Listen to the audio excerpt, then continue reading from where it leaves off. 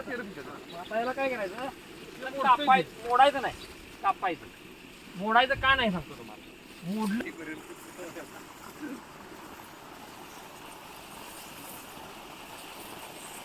तुम्हाला ते त्यावेळी मी आलतो का नाही.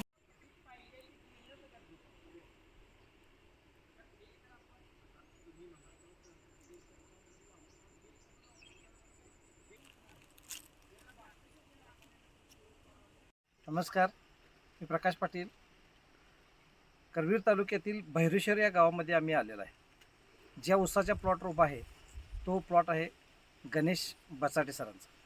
त्यांनी या ऊसाच्या शेतीमध्ये नेमकं कुठलं तंत्रज्ञान वापरलं, नेमकी कुठली त्या जैविक खतं वापरली, आणि हा आलेलं पीक जे आहे हे केवळ आणि केवळ 76 दिवसाचं पीक आहे.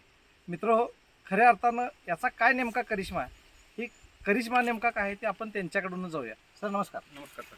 सर, आपण हे जो 76 दिवसाचा एवढा मोठा ऊस, डोकीवर पेक्षा हे उंच आलेला ऊस आहे, या पिकासाठी तुम्ही नेमकं काय काय गोष्टी केल्या हे सांगितलं तर बरं होईल. सर, ही मला वाटतंय ऑगस्टच्या 27-28 तारखेची लागण आहे. हां. ही डोळापद्धत लागण आहे. अच्छा. याला मी पहिल्यांदा म्हणजे रोपं लावल्यानंतर एक 10-15 दिवसानंतर हां. इफ्को आणि युरिया दिला होता. ओके. असे 2 डोस झाले. हां. त्याच्यानंतर मी गोल्डन फ्युचरच्या 2 आळवण्या हां. आणि 1 फवारणी झालेली आहे. हां. आणि ह्यात आंतरपीक म्हणून मी कोबीज घेतलेला आहे. अच्छा. आणि मला वाटतं तर हे कोबीज नसता तर आज हे ऊस भरणीला जवळजवळ आलेलाच आहे.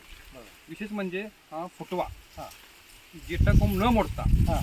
साधारण सर्व एका गड्ड्यात मला वाटते 10-15 फुटवे आहेत. बरोबर. आणि सर्व फुटवे हे सक्षम आहेत. बरोबर. बरोबर ना सर? हां, बरोबर. म्हणजे एखादा फुटवा असा बारीक असा काही काही नाही, नाही. सगळे फुटवे असे एकसारखे. म्हणजे एकसारखे आहेत. म्हणजे कुठलाही जेटा कोंब न मोडता हां. एवढे फुटवे निघणे म्हणजे एक कमालच आहे. कमालच आहे. आणि ही शेतीसाठी एक गोल्डन फ्युचर नावाचं औषध हे वरदान आहे हां. असं मला सर्वसाधारण वाटतं. बरोबर. कारण मला वाटतंय आपला हा भाग आहे हा अति पावसाळा आहे. बरोबर. आणि अडसाल लावून एवढी येणे म्हणजे मी तरी पहिल्यांदाच प्लॉट आहे माझा. बरोबर. कारण गेली जवळजवळ मला वाटतं मी 15 वर्ष जरी ऊस शेती करतो म्हणजे बरोबर. कॉलेज संपल्यानंतर. हां. या मला वाटतं 15 वर्षातली ही पहिलीच लावणं माझी एवढी मोठी आलेली आहे. बरोबर. आणि नेमानं म्हणजे आज हा प्लॉट कोबीज असतात तरी आज भरणी झालेली असते. ओके. म्हणजे बघा मित्रांनो, शेतकरी बांधवांना एवढंच सांगायचं आहे आपल्याला की जैविक रासायनिक खताचं ज्यावेळी संमिश्र आपण डोस देतोय त्यावेळी घेणार उत्पादन आहे तितक्याच ताकदीत येते. आज यांनी जे माझ्या खाली बघतोय आपण कोबीज जे लावलेलं आहे ते कोबी आणि मिरची ही आंतरपिकं जर बघितली तर या आंतरपिकातून त्यांनी लाखो रुपये आत्तापर्यंत तशा पद्धतीनं त्याला मिळालेले आहेत आणि मिळणार आहेत. आणि कमी दिवसामध्ये अधिक दर्जेदार उत्पादन कसं असतंय हे खऱ्या अर्थानं आपल्याला या ठिकाणी एक आदर्श नमुना म्हणून भैरेश्वर गावामध्ये आपल्याला पाहता येईल. धन्यवाद.